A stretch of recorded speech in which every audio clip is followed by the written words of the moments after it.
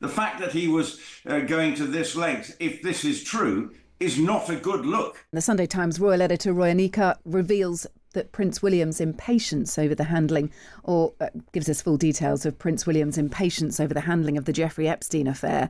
She's revealed the heir to the throne wants to go further than his father and will ban Prince Andrew from all elements of royal life, including his coronation when he becomes king. Meanwhile, there are reports that Prince Andrew tried to enlist his protection officer to check on Virginia Giuffre. Royal correspondent Rupert Bell joins us now. Rupert, good morning. Good morning. The Andrew problem then will be in William's in-tray at some point. Why do you think he wants to go further than his father, the current king?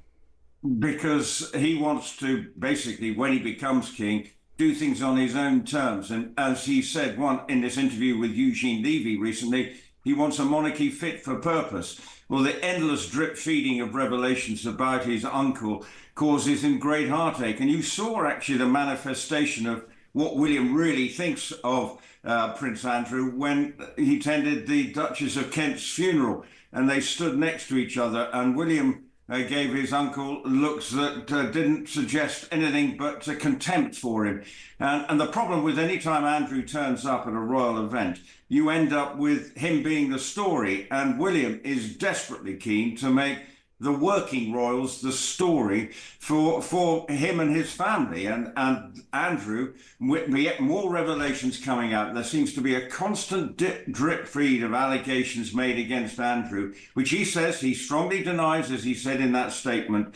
But at the same time, it is a permanent black stain on the royal family's reputation, and it shows no signs of going away, even with what happened before the weekend. There are set to be more revelations in the next few days as we get more excerpts from the memoir that is due to be released on Tuesday. So expect more. This is a story that won't go away, as Roy Anika states.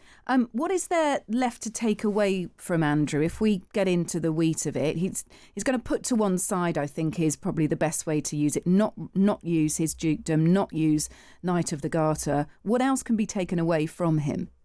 Well, they can't take Royal Lodge away from him, despite their efforts. If he says he's financially viable to stay there, and he's got a lease, I think, till about 2078.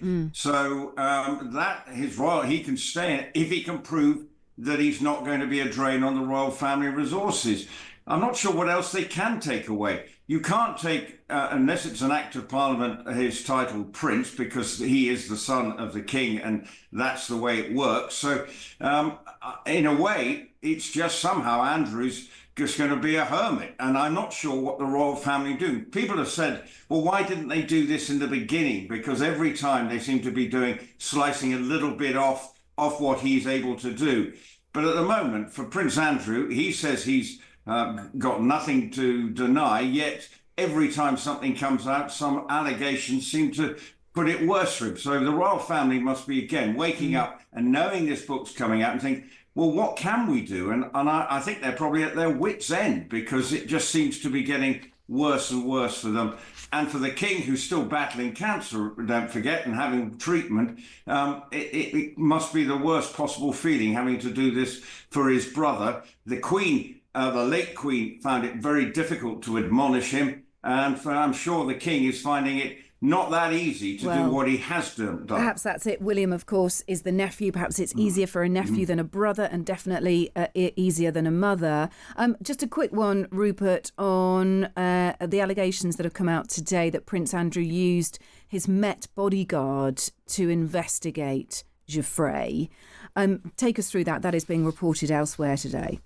Yes, with going to one of his police protection officers back in 2011, by all accounts, there was an email suggesting that he'd passed on the date of birth of Virginia Giuffre and her social security number to look, and suggesting that she had a criminal record. Now, we don't know the exact details. People say that she hadn't, but the fact that he was going to this length, if this is true, is not a good look. And that's probably an understatement, that he was basically trying to tarnish her reputation and was doing his level best to try and that won't be good. And that's another area. Once again, he denied all this stuff when this interview came out, and day by day, whatever he said in that interview is beginning to be made to look even more foolish if these allegations are true. Yep. And that's the problem for him and the royal family. They just don't know where this is going to end. Yeah, misuse of taxpayers' money to ask your elite personal protection officer to do that for you. Rupert Bell, always enlightening. Thank you very much for being with us, royal correspondent Rupert Bell. My favourite bit from Roy Anika's piece is just a bit of, scandalous, gossipy stuff. He spends much of his time playing video games at Royal Lodge.